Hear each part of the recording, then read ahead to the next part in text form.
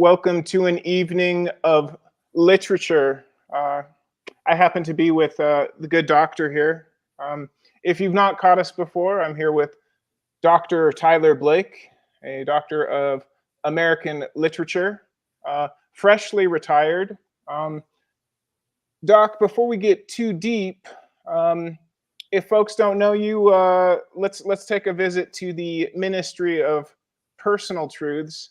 How have you been? What have you been up to? I've been okay, you know, um, early retired, hanging out with the grandkids. Didn't want to miss out on that, and so I'm glad I did. Trying to get some reading in, and my son's working on a novel, so I'm doing some editing on that, keeping me busy. Good man. Yeah, Uh, I like to see that the apple doesn't fall too far from the writing tree. I'd be yeah. interested to let's get him on sometime when he premieres the novel. Oh yeah, Give him a yeah. little novel party. That'd be great. Uh, what kind of pop culture have you had the bandwidth to take it in, or are you full of reality, or how's it going? I'm a reality TV fan. I'm a junkie, so especially Big Brother. I just feel like Oh, I thank just you for that. you Checks all like my that? out. You into that? I just like Well, the no, but politics. that's topical. It's just pure politics, and Hmm. it kind of tells you the way people think these days, and I don't know, I enjoy it. It reminds me of my career because it's like everybody's trying to come out on top, but they're not really trying to look like they're coming out on top. And so you have alliances, but they only go so far. And you'd like to take the big guy out, but maybe you don't have the courage. Anyway, You don't have the sway. that's right. Yeah, that is politics. Honestly, much of life is reading the room. If the right folks are in the room, you can be out of pocket. But Yeah, most of the time, you have to watch your p's and q's. Unfortunately, I learned that lesson much later in life, but or I'm still learning it. yeah. As Uh, did I. nice. Well, hey, Big Brother doesn't intimidate us too much, apparently. That's right. Uh, what about anything else? You said you were reading. What has your focus? Well, I have been rereading a really politically incorrect novel, Gone with the Wind, that I read in Oh, high school. And I remember I read it one summer in high school and just got carried away and loved it so much. But wow, it really is different reading it in 2024. hmm. I mean, it's pretty shocking, uh, but still really great writing. And we may talk about it tonight. It's fallen out of favor, fallen out of the canon, along with so many other books. Mm. Well, the times they are a changing. That's right. Uh, yeah. Well, just a callback to you, true believers. I did finally catch the Green Knight that you recommended so long ago. What do you think? Visually ambitious, ambiguous. Normally, I like that in a film. I remember feeling a little unsatisfied at the end, but unfortunately, the thought police won't let me remember exactly what that was. But nice rec, nice rec. What have I been enjoying? It's interesting that you mentioned reality TV. I seem to have recently fallen in love with found footage movies. I don't know if it's because I'm an indie and it's something you can do by yourself. Have you ever caught any of those? Do any of No, those I haven't. resonate? I'm Hmm. interested though. Well, I have some freebies on YouTube. I'll send them your way. Yeah, Hmm. please There, do. yeah, I got a couple on my plate, but let's not get distracted. Uh, Usually, we talk American lit. We get adventurous, but we don't usually go across the pond too much. Tonight we do. Let's talk pen name George Orwell for a second. Do you enjoy British writers? Is there any that come to mind? I'm more of an Irish lit guy. That's sort of a side hustle of mine. And James Joyce is a favorite. He's claimed by the Irish and the British. Okay. Samuel Beckett, kind of the same thing. But overall, I mean, D.H. Lawrence, I read a few. Um, but I feel like the Americans are the guys you turn to for novels. British for Hmm. poems, maybe. American for novels. I don't want to jump too far ahead because I do want to discuss George Orwell's writing style. But when you kind of picked up this book, when did you pick it up? And yeah. Well, I graduated from high school in 1983. So I was right there on the cusp. But I remember in study hall in the ninth grade, I saw my best friend reading this book called 1984. So that must have been 1980. And I said, wow, what's that about? And he's like, oh, it's about the future. It doesn't look good. So intrigued Astute. me, but I never got around to reading it really until just lately. So I have to thank you for that. I knew about it and I had read a lot about it over the years and I considered teaching it. And so I read some of it and read commentaries, but I just thought, I don't know, it didn't Mhm. always fit my application that I was going for because I usually taught American anyway. Well, it's a book that's always cast a long shadow for me. Uh, I read it. I've always been a C plus student, pretty much through my academic career. But when we got 1984, I read it in one night, and of course, my teacher, my English teacher or lit teacher at the time, didn't believe me. But when she saw the look in my face, of course, if you've read 1984, and you should at this point, you know why. The person is sick to their stomach. Um, yeah, no, I do have a couple stats about. Well, actually, let's get to George Orwell. Let's profile him for a second. Um, when it comes to Orwell, born in 1903, I believe, died in 1950. So he dipped out in his mid 40s. Uh, I want to say 1984 was his last book. Yeah. Uh, I think he was you got working on it on his deathbed, if I read right. Hmm, fascinating. Well, apparently the book was two titles were entertained. Um, the one that Orwell was entertaining was The Last Man in Europe. His publisher suggested 1984, which would have been the inverse of 1948 when it was published. So a little bit of symmetry there. Any thoughts on this being his last novel? What who he is? Well, I think he had tuberculosis. I think that's what killed him. Um, so, his health was bad for a while. And I think that would give you a dark outlook. And I think the older you get, sometimes the more you tend to look at the world negatively. And I think with age can come pessimism. I've noticed that with my dad. He's 90 now, and the older he got, the more pessimistic he became about the future. Hmm. And anyway, I can Well, feel that coming on myself a little bit these days.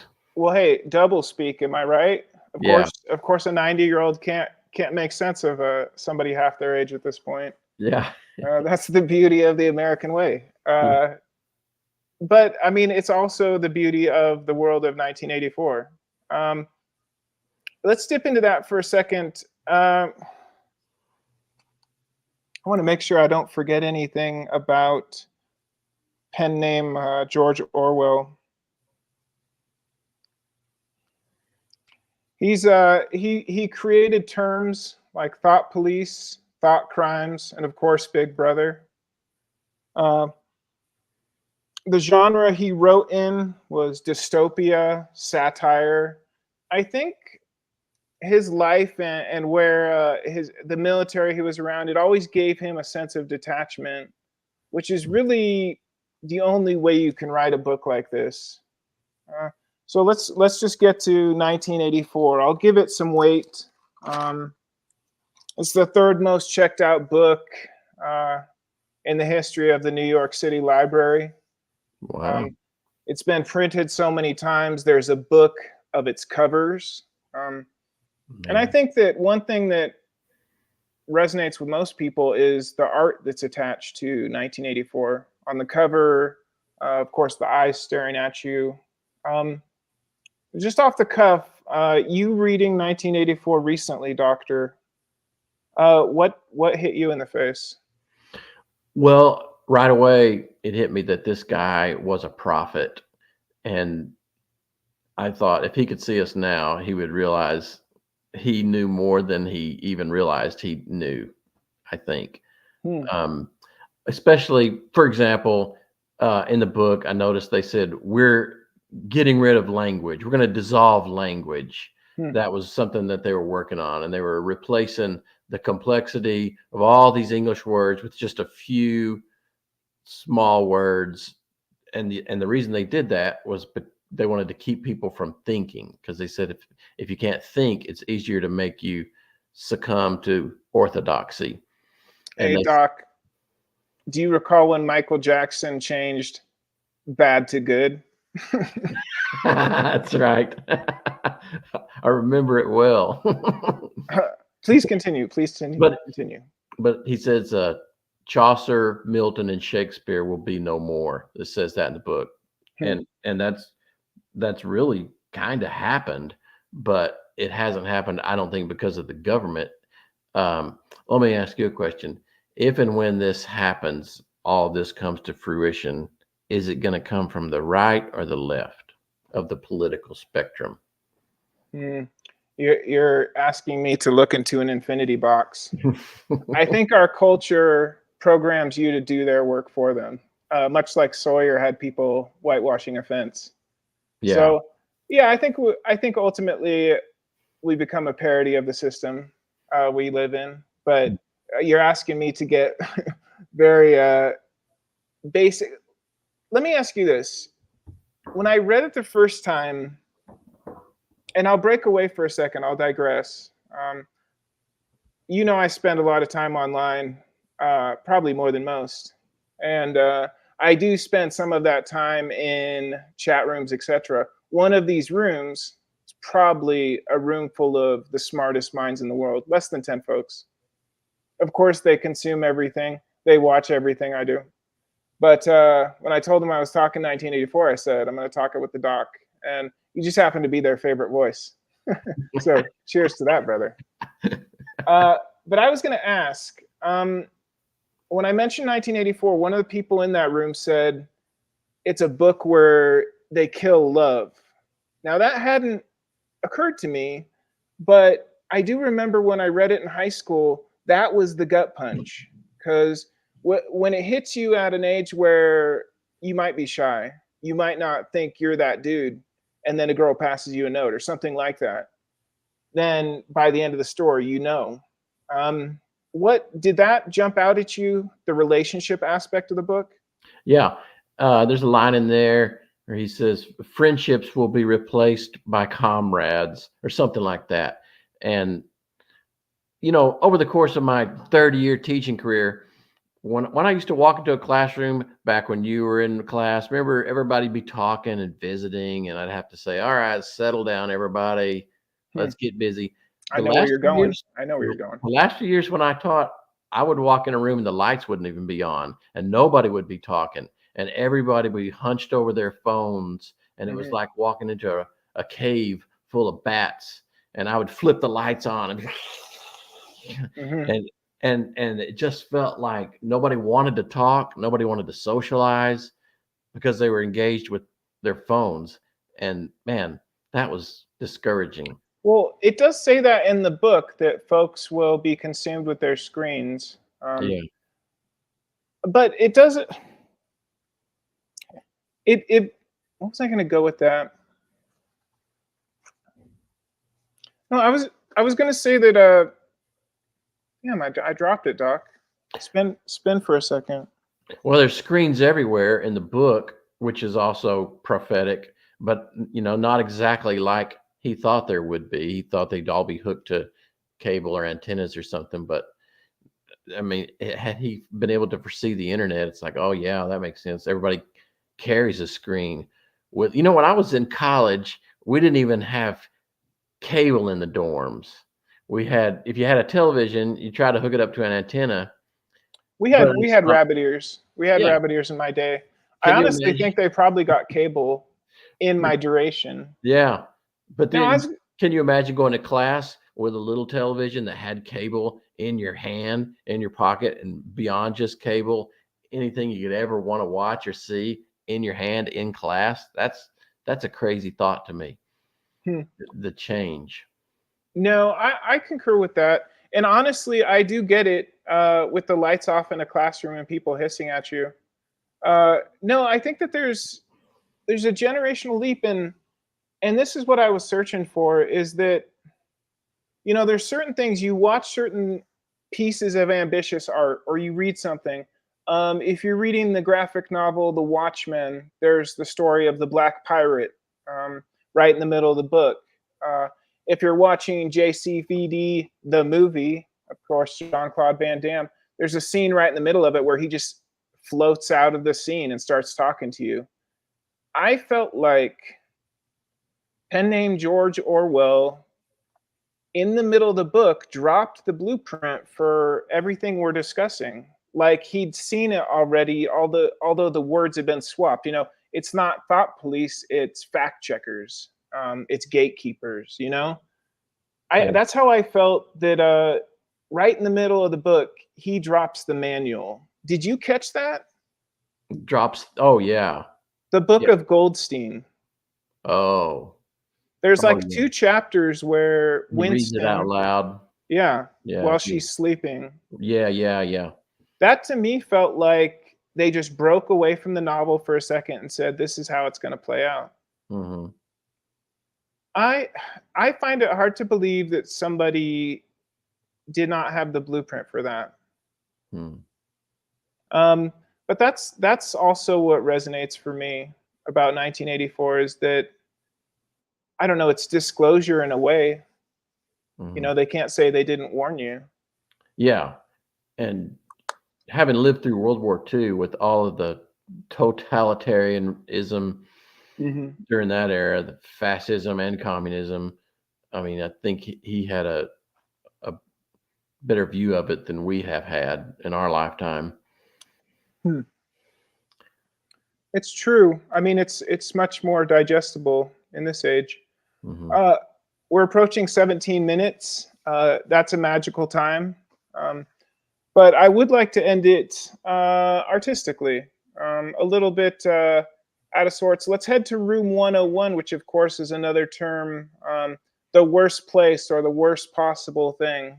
They're going to break you. They're going to find the way. Of course, with Winston, it happened to be flesh eating rats, which, of course, would do it to most of us. So I got to ask, Doctor, if the Ministry of Truth, if the thought police come grab you, what are they going to threaten you with? What's the worst way to go? I don't think it would take much, you know. True, Probably if true. they just thump me on the head, that would do it. But I don't know. Maybe making me listen to Taylor Swift for 24 hours a day. I knew you were going to bring the modern day into it. Yeah. Uh, yeah. I'd probably break easily. Hmm. I'd That would probably. break a lot of folks, actually. So it's understandable. And then afterwards, she'd be in your headphones. You'd be walking down the sidewalk. You know what's up, Swifty? Yeah. Um, hmm. And honestly, bringing her into the conversation is that perfect example. One thing that's been a huge fascination and passion of mine is seeing how the culture of the United States is designed, seeing how words are changed every generation. You might recall when skating culture changed sick to being something awesome. Yeah. Um, Yeah. so it kind of Yeah. speaks to that generation. Go ahead. What about the phrase "made me feel a certain type of way," which I've heard recently shortened to "made me feel a way"? That's so vague. It doesn't. It's like in 1984, he talks about you can have good or you can have double good. That's all you Mhm. need, and because words don't matter, and if we keep words simple, we'll keep thoughts simple, and we'll be Mhm. able to control people easier. And it seems like with vocabularies dropping every year. Um, it feels like we've accomplished that. But again, to me, it seems like not necessarily the government, but just technology. Mhm. Because even old Ben Franklin said, "Everything I invented, I did because I was lazy."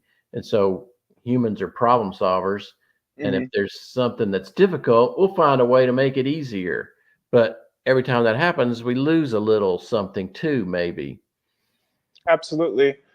Absolutely. A lot of folks are getting back to nature. I think a lot of people's lives will have to evolve here in the near future. Yeah. But no, I concur with that, and that's why like it's interesting to talk about this book because you want to talk about it relevantly. You don't want to just shake your stick, wave your, chase kids off your lawn.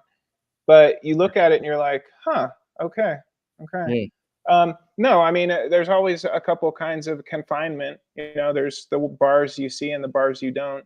Obviously, we invite Big Brother into our house, so I think that yeah, yeah, two cat they haven't broken us. The thought police haven't That's shook us right. yet. But I feel like my Echo Dot is listening to every word of this as we speak, as is my cell phone. So you never know. The thought Mhm. police may be at the door.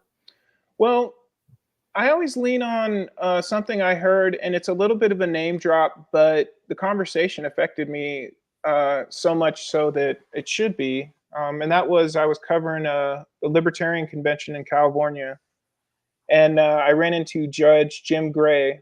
And I was talking to him, and I was like, should is this on the record? And he said, everything I've ever said is on the record. Mm, He's like, always say everything. Um, nice. and I've used that as kind of a guiding light, and of course, it shuts doors, but it opens some too. So, Yeah. no, I think that's how you have to live, knowing that every camera has two sides.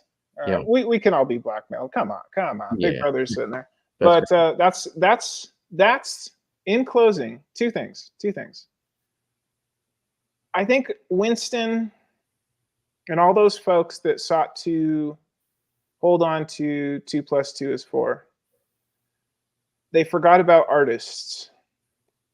And I think that that's in 1984, one thing that the book covers, and straight away in the book, they talk about the banners and the eyes watching you. It's the art that resonates. So that's how you beat Big Brother. Draw them Mm, really nicely. They'll yeah. never forget them. Nice. So that's kind of where I'm at. Let's end with the Ministry of Love. Ironically, in 1984, it's Torment, but here we can send some shout outs. Doctor, let's close it out. Who's been on your mind, and who would you like to send a shout out to? On my mind. Definitely. Oh man, my world these days is much smaller than it used to be, and I don't mind. It's Mhm.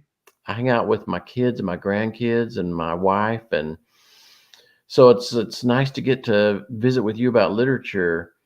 But Absolutely. yeah, There's nobody else I would chat with, lit with, obviously. oh man, I appreciate it. Well, we're not done yet, Doc. So I think, yeah, 1984 had some weight to it. We had to handle it accordingly. That's right. I'll send out some good vibes to the folks that are staying creative during this era. In 1984 or 2024, it's hard to stay focused. It's hard to maintain a signal, keep your integrity, not get lost in the ministry, if you know what I mean. So, Mhm. no, I salute you, Doc. I know you're on Central Time. That's right. Appreciate you staying up late in the basement. Oh, it's great to chat, man. I'm Mm. happy to chat anytime. We'll stick around for a second, yeah. Yeah. All right, let's throw up some stuff. If you joined us here in 1984, thank you so much. We're just sharing our minds here in 2024, enjoying good company. People that enjoy literature, feel free to get in the comments and tell me what hit you the hardest about 1984. But until next time, cheers. Cheers.